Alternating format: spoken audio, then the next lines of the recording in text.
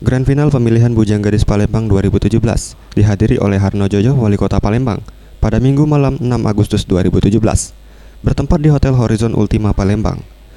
Setidaknya 13 kontestan pria dan 12 kontestan wanita lolos dalam tahap Grand Final ini.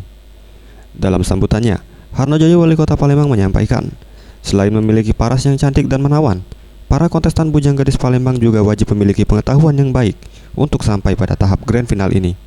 Sehingga diharapkan Bujang Gadis terpilih dapat menjadi duta pariwisata Kota Palembang yang mampu mempromosikan Kota Palembang baik di dalam maupun luar negeri.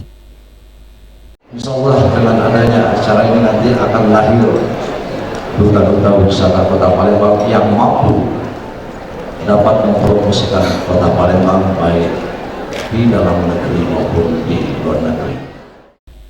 Dalam puncak Grand Final pemilihan Bujang Gadis Palembang tahun 2017, Bujang diraih oleh Muhammad Afid Saputra, sementara Baheta terpilih menjadi Gadis Palembang 2017. Anugerah Santi Pratama, Sriwijaya TV.